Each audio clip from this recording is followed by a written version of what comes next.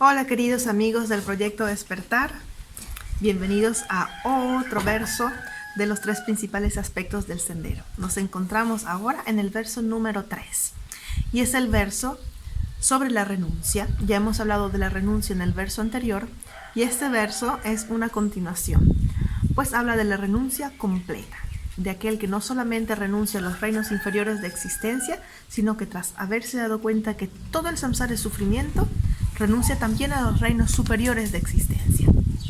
Entonces, justamente así comienza este verso. Comienza diciendo: sin la perfecta renuncia es imposible apaciguar la obsesión por los placeres de la existencia cíclica, puesto que es este deseo de existencia que encadena a los seres, primero que nada, desarrolla una mente de renuncia. Entonces, cuando dice la perfecta renuncia, se refiere a esa renuncia que no solamente renuncia al sufrimiento del samsara, sino también a la felicidad contaminada del samsara, que es el nivel último sufrimiento. De hecho, es el sufrimiento del sufrimiento. Por eso, cuando dice, sin la perfecta renuncia es imposible apaciguar la obsesión por los placeres de la existencia cíclica, incluye no solamente el sufrimiento, es decir, no solamente la renuncia a los reinos inferiores, sino también al placer contaminado, a la felicidad contaminada de los reinos superiores de existencia. Entonces, ¿qué temas nos encontramos? ¿Qué puntos sobre los cuales podemos reflexionar se encuentran en estas primeras dos líneas? Encontramos la reflexión sobre los tres tipos de sufrimiento, que es también parte de la presentación tradicional del Lamrim, del Sendero Gradual. Entonces, a lo largo de los vídeos del proyecto Despertar, hemos hablado extensamente de estos tres tipos de sufrimiento, pero podríamos decir en pocas palabras que se refiere al sufrimiento del sufrimiento, el sufrimiento del cambio y el sufrimiento omnipresente de la transmigración. Entonces, el primer sufrimiento, para decirlo de manera muy resumida, ya si quieren escuchar más sobre los tipos de sufrimiento y todo este tema, hay muchos vídeos que pueden ver en el canal del Proyecto Despertar. Pero en pocas palabras, el sufrimiento del sufrimiento es toda sensación física o mental de sufrimiento. Es lo que percibimos, tanto nosotros seres humanos como los animales, como todos los seres, como infelicidad o incomodidad. Este es un sufrimiento muy obvio, que todos perciben, de los cuales todos se dan cuenta, que están de acuerdo en todas las tradiciones. Luego tenemos el sufrimiento del cambio, que es un poco más difícil de percibir. Es decir, es algo que consideramos felicidad, pero que en realidad es sufrimiento. De hecho, podríamos definir el sufrimiento del cambio como toda aquella felicidad que se transforma en sufrimiento, ya sea porque su propia entidad se transforma en sufrimiento o porque produce el incremento y la multiplicación de aflicciones dentro de nuestra mente. Todos los objetos externos, en ese sentido, son felicidad contaminada si desarrollamos apego hacia ellos o aversión hacia ellos. Entonces, supongamos un helado, nos comemos un helado, estamos felices, 2 helados, estamos felices, 3 helados, tal vez seguimos felices o ya un poco llenos, 4 helados, bueno, ya nos empieza a sentar un poco mal, 5 helados, ya casi que es sufrimiento, ya al 10º helado es mucho sufrimiento. Entonces, esa entidad que al principio era fuente de felicidad se transforma en fuente de sufrimiento. Por eso, esto es fundamental de entenderlo para comprender y desarrollar la correcta renuncia, porque mientras pensemos que existe felicidad verdadera en los objetos externos, no nos vamos a esforzar por renunciar a los mismos, porque seguimos pensando que son causa de felicidad, pero en realidad son causa de sufrimiento.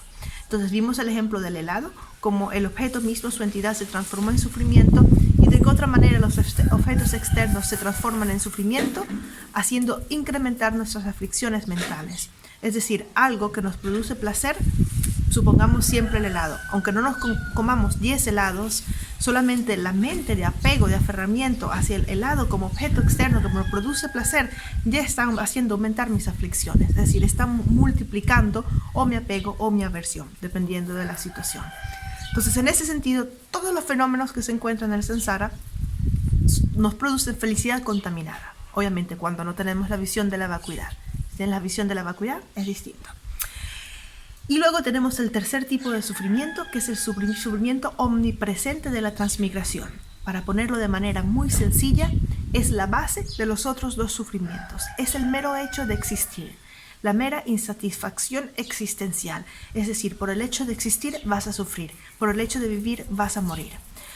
Según el budismo tibetano, podríamos decir que este sufrimiento omnipresente se define como el hecho de poseer los agregados contaminados de cuerpo y mente. Es decir, tener un cuerpo contaminado por el karma y una mente contaminada por las aflicciones. Nuestro cuerpo y nuestra mente, que ya son un resultado, que 50% ya no lo podemos cambiar, eso, en el momento de existir, ya quiere decir que estamos predispuestos a experimentar los otros dos tipos de sufrimiento. Es decir, el sufrimiento del sufrimiento o el sufrimiento de la felicidad contaminada o el sufrimiento del cambio, que es como pasar de una celda a otra de la misma cárcel, de esta gran cárcel del samsara.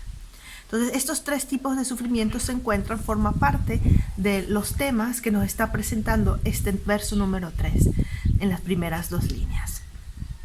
Puesto que es este deseo de existencia que encadena a los seres, primero que nada, desarrolla una mente de renuncia.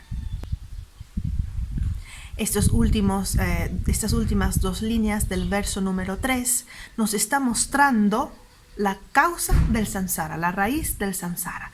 Cuando dice, es este deseo de existencia que encadena a los seres, se refiere no solamente al deseo de existencia en sí, sino a dos cosas: a la ignorancia primordial, que es causa del samsara, y también se refiere a cómo esta existencia que se desarrolla a partir de la ignorancia es el samsara en sí. De hecho, es el punto donde nos indica los 12 anillos del surgir interdependiente.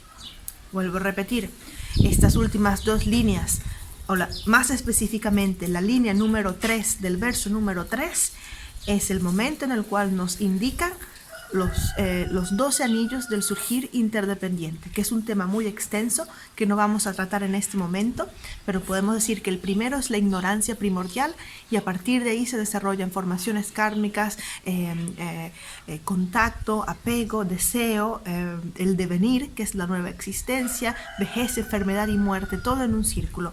Estos 12 anillos del surgir interdependiente son también el anillo externo de la rueda del samsara. Si tienen en el material de apoyo está la rueda del samsara, que tiene varios círculos, y el círculo externo son los 12 anillos del surgir interdependiente.